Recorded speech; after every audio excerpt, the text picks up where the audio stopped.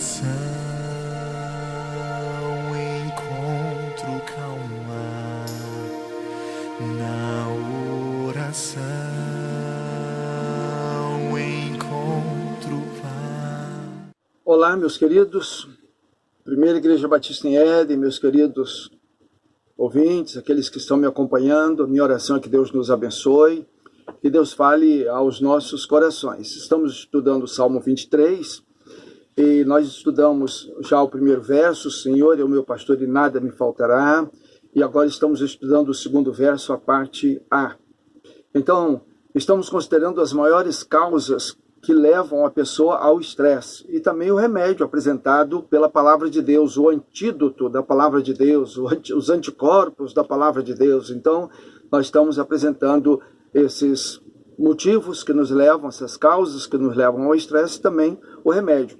Na primeira semana nós vimos então sobre o Salmo 23, o verso 1, o Senhor é o meu pastor e nada me faltará.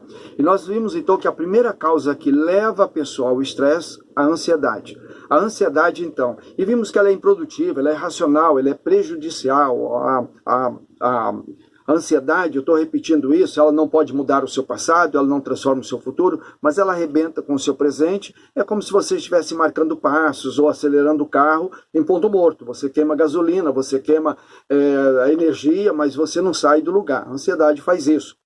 Na primeira semana. Na segunda semana, nós vimos a inquietude. A inquietude. E então Jesus diz assim, o salmista diz assim no verso 2, em verdes pastagens me faz repousar e me conduz a águas tranquilas. Então, quando nós estamos inquietos, ele não consegue nos conduzir. Ele não consegue nos conduzir. Às vezes eu fico pensando como um bisturi. Você imagina um médico querendo fazer uma cirurgia, o bisturi começa a se mexer na mão do médico. Então nós estamos inquietos e o pastor, o Senhor Jesus, nosso Senhor e pastor, ele não consegue nos pastorear. Estamos inquietos, mas ele quer nos conduzir tranquilamente a águas tranquilas, a pastos verdejantes. E nessa semana que está terminando agora, nós vimos então a terceira causa. A primeira causa, nós vimos então a ansiedade, a segunda causa que nos leva ao estresse, a inquietude, e a terceira causa, traumas emocionais. Nós vimos aqui 3 traumas: culpa, angústia e ressentimento. Tá? Então, nesse terceiro verso, nós vemos refrigera a minha alma. Aliás, refrigera a minha alma. Refrigera a minha alma. Guia-me pelas veredas da justiça por amor do seu nome. Refrigera a minha alma. E nessa semana nós vimos só essa primeira parte. Refrigera a minha alma. Então, a boa notícia é que, vez por outra, todos nós estamos vivendo uma situação traumática. Estamos vivendo precisando desse refrigério. Eu não sou melhor do que você não é melhor do que eu não sou pior do que você não é pior do que eu. Então, vez por outra, nós estamos precisando desse refrigério. Quando está tudo bem, de repente você está nesse vale da sombra da morte, precisando desse refrigério. Então, ele restaura, nós vimos então algumas versões, refrigera a minha alma, outro, refrigera, restaura o meu vigor, renova as minhas forças. E em todas essas traduções, a compreensão é que lá na língua hebraica está pensando nessa restauração da alma, nesse refrigério para a alma. E todos nós precisamos disso vez por outra. Nós somos magoados, ofendidos, traídos. A vida não é fácil. Deus nunca prometeu uma vida fácil para nós. Jesus disse que no mundo tereis aflições. Então, nós passamos por dificuldades. Então, as coisas são difíceis. E aí nós temos culpas. Culpas, então, é um dos traumas emocionais. A culpa pode ser por coisas que... Aliás, a culpa é sempre por coisas que você fez. Você não vai ser culpado por coisa que outro fez. Então, todos nós temos razões de sobra para sentirmos culpa. Nós somos pecadores, nós somos falhos, nós somos seres humanos falhos e pecadores. Então, nós cometemos falhas, cometemos pecados. Então, nós temos culpas. E por várias razões. E também não é possível fugir da culpa. Nós vimos isso. Não tem como você fugir da culpa. Nós temos uma consciência como se fosse uma luz vermelha, aquela luzinha vermelha lá no painel da nossa mente. E essa luzinha vermelha está sempre mostrando as nossas culpas. O Salmo 38, verso 4 diz assim: as minhas culpas me afogam, são como um fardo pesado e insuportável. As minhas culpas me afogam. O apóstolo João, no capítulo 1 da primeira carta, verso 8, ele diz: se dissermos que não temos pecado, enganamos-nos a nós mesmos. Não adianta se enganar. A culpa. Então, negar a culpa não funciona. A verdade básica do cristianismo é que Jesus pagou por todas as nossas culpas. E nós precisamos entender isso, receber isso, glorificar a Deus por isso. Ele pagou pelas nossas culpas. Somos culpados.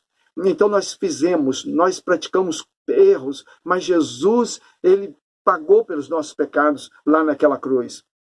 Então, 1 João 1, verso 9 diz: se confessarmos os nossos pecados, ele é fiel e justo para nos perdoar os pecados e nos purificar de toda injustiça. Então ele nos perdoa, ele nos purifica de toda injustiça. Jesus diz: vinde a mim todos vós que estáis cansados e oprimidos, e eu vos aliviarei. Ele promete isso. Então ele quer nos livrar da nossa culpa. Então, se você tem culpa na alma, peça a Deus perdão. Peça ele para te livrar dessa culpa. Peça.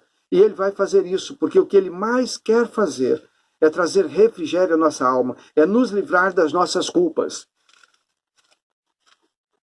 Então peça a ele. Em segundo lugar, nós vimos também a angústia. Você pode sentir angústia por coisas que você praticou, por culpas de coisas que você cometeu, mas podem ser angústia por coisas que você não fez, né? Trouxeram essa angústia para você. O próprio Jesus passou por momentos de angústia, quando ele clamou naquela cruz: Deus meu, por que me desamparaste? Na noite anterior ele suou gotas de sangue ali no desespero, porque ele seria pendurado naquela cruz. E não, eu digo sempre que aquele pavor de Jesus não era por causa dos cravos daquela cruz. Jesus era homem suficiente para morrer na cruz sem ficar desesperado.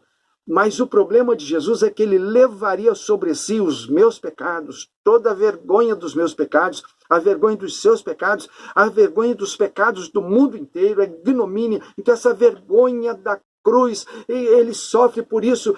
Como seria esse momento em que ele tomaria sobre si todos os nossos pecados, todas as nossas culpas. E ali, quando Deus, o Pai lá do céu, olha, não vê o seu filho, porque quem estava ali na cruz era eu, os meus pecados cobrindo Jesus, os seus pecados cobrindo Jesus. Quando Deus olha e não vê o seu filho, ele vê você, ele vê a mim, ele vê a humanidade, os pecados, a nojeira pecaminosa de toda a raça humana. Então foi isso que fez Jesus suar gotas de sangue, foi isso que fez ele ficar apavorado e pedir a Deus se houvesse um outro jeito de passar esse cálice dele. Não foi medo de morrer na cruz. Jesus não era um fraco, Jesus era forte, homem suficiente para morrer naquela cruz, mas a vergonha da cruz, dos nossos pecados sobre ele. Então ele levou a nossa culpa. E nós precisamos entender isso, confessar nossas culpas, porque ele já pagou pelas nossas culpas. E ele quer nos livrar de todas as nossas culpas. Então, se você sente angústia por causa de culpas, é só você confessar a Deus. Confesse suas angústias a ele. Deixe ele aliviar as suas angústias. Nem tudo que fere a sua vida é por coisa que você fez. E se foi, peça perdão. Então você deve dar a oportunidade de Jesus de restaurar a sua vida. No Salmo 31, verso 9 e verso 10, o salmista diz: misericórdia, Senhor, estou em desespero, a tristeza me consome a vista, o vigor e o apetite. Minha vida é consumida pela angústia, e os meus anos pelo gemido. Minha aflição esgota as minhas forças, e os meus ossos se enfraquecem. Davi estava então, ali a angústia estava consumindo o vigor físico de Davi, e o vigor emocional muito mais, e o espiritual também estava abalado, porque ele tinha pecado contra Deus. Então Deus quer remover a sua angústia, ele quer remover a sua culpa. Jesus pagou pela sua culpa, e ele quer livrar você de todas as suas angústias, e ele quer também livrar você dos seus ressentimentos, aliás, nós pensamos no ressentimento. Ressentimento, a gente fica ressentido pelo que dizem a nosso respeito. Você pensa que estão dizendo a seu respeito, pelo que pensam a nosso respeito. Às vezes nós pensamos que eles estão pensando coisas ruins de nós, e pelo que fazem contra nós. Então o livro de Jó nos diz muito sobre isso. Então Jó capítulo 7, verso 11 diz assim: por isso não posso ficar calado. Ele vai confessar a Deus, ele vai abrir o coração diante de Deus. Estou aflito, tenho de falar, meu coração está cheio de amargura. Vou me desabafar e falar da amargura que tenho no coração.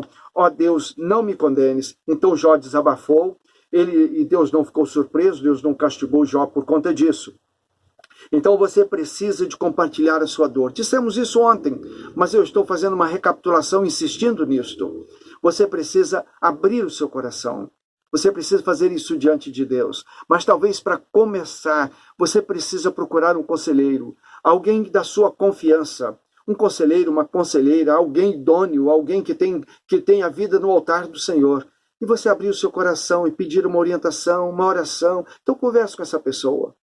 Talvez você tenha necessidade de procurar um profissional, um psicólogo, uma psicóloga, alguém que possa te aconselhar de forma técnica, de forma científica, alguém que pode te dar orientações. Então procure alguém de confiança, alguém temente ao Senhor. E você precisa procurar também, você pode procurar também um pastor, alguém que conhece a palavra de Deus, alguém que pode orar com você, alguém que pode levar você a entender o caminho a seguir, que talvez possa te orientar a procurar um conselheiro, um profissional para te orientar e te dar essa direção. E aí eu disse ontem que não adianta você fazer como muita gente diz assim, não, eu não olho no retrovisor, meu passado então está lá, eu fechei a porta do passado, eu vou em frente, e é para frente que se anda e tal, mas não adianta. Você não consegue fechar uma porta que você não abriu. Então abra a porta do passado. Trate esse passado. Procure um profissional, um psicólogo, alguém que possa te orientar, uma psicóloga, para te ajudar a tratar esse passado, a te livrar desse ressentimento, a te livrar dessa culpa, a te livrar dessas mágoas. E aí você pode, então, fechar essa porta e seguir em frente. Encare o seu passado, revele a sua dor, compartilhe com alguém e peça perdão a Deus. Jesus quer trazer refrigério para a sua alma. O Salmo 42, verso 5, diz assim, por que você está tão triste, ó minha alma? Por que está assim perturbada dentro de mim? Ponha a sua esperança em Deus, pois ainda o louvarei, Ele é o meu Salvador. Então ponha a esperança em Deus. Curve-se diante de Deus, ajoelhe-se diante de Deus, diga, Deus, eu creio no Senhor. Diga para Deus, Deus, se eu tenho que procurar alguém para me orientar, me indica, Pai. Talvez uma psicóloga, talvez um psicólogo, um profissional, talvez um pastor, um conselheiro. Deus, me mostre alguém para me ajudar. Mas abra o seu coração diante de Deus. Você não estará curado enquanto não tiver o perdão de Deus. Quando não sentir o perdão, a alma restaurada, sentir que Deus revigorou a sua alma, para que você possa compartilhar isso com outras pessoas. Jesus restaura a sua alma. Ele quer fazer isto. Então Jesus restaura a minha alma, revigora a minha alma. Deixe Jesus ser o seu pastor, ser o seu Senhor e o seu pastor. Deixe Ele te conduzir a águas tranquilas. Eu quero ler novamente o início do Salmo 23. O Senhor é o meu pastor e nada me faltará. Ele me faz repousar em pastos verdejantes, leva-me a águas tranquilas, águas de descanso. Ele refrigera a minha alma. E na semana que vem, eu convido você para juntos estarmos então pensando na segunda parte desse verso. Guia-me pelas veredas da justiça por amor do seu nome. Guia-me pelas veredas da justiça por amor do seu nome. Recebendo a direção de Deus para a sua vida. Vamos juntos estudar, recebendo a direção de Deus para a sua vida. A vida gira em torno das escolhas e decisões que tomamos, das escolhas que fazemos. O sucesso da nossa vida está ele plantado, alicerçado, em cima das decisões que tomamos no passado e no presente.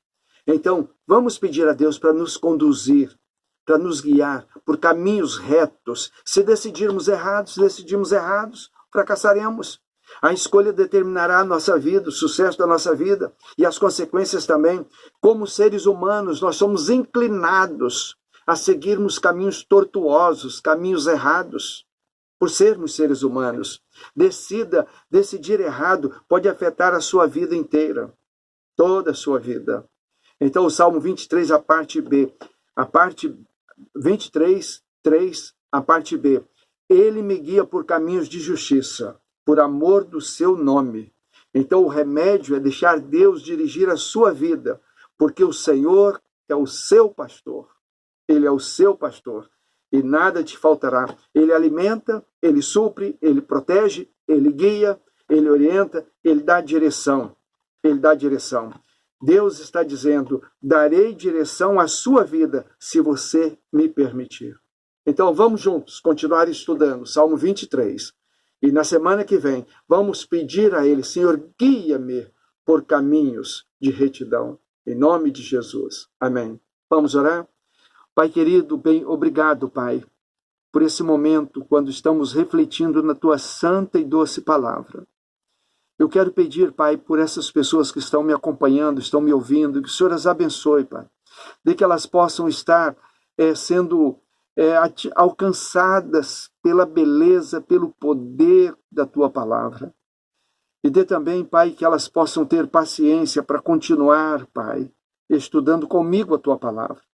Eu peço que o Senhor revigore a nossa alma, de tal forma que nós tenhamos prazer em estarmos juntos diante da Tua palavra, com a Tua palavra aberta diante dos nossos olhos. E eu quero, como sempre, Pai, estou pedindo que o Senhor abençoe essas pessoas que estão me acompanhando, estão me ouvindo, Pai. Pai, abençoe cada uma dessas pessoas, de que elas possam sentir a Tua mão acalentando suas almas, afagando, Pai, os seus espíritos, Pai. Pai, abençoe para que elas possam sentir o calor da Tua presença, que elas possam sentir que estão sendo conduzidas pelo Senhor. E por extensão, Pai, abençoe suas famílias, guarde suas casas, supra suas necessidades, dê aquilo que eles estão precisando, Pai. O Senhor sabe que cada um está precisando. Eu peço, Pai, que o Senhor dê a eles, supra as necessidades de cada um. E que a Tua graça, a Tua misericórdia, o Teu favor, seja sobre cada uma dessas pessoas, em nome de Jesus. Amém e amém. Que Deus te abençoe. Deus te abençoe. E eu te aguardo, então, para a semana que vem, a gente continuar. E semana que vem nós vamos, então, estudar recebendo a direção de Deus para a nossa vida. Amém? Deus te abençoe. Até segunda-feira. Orar a Deus faz bem.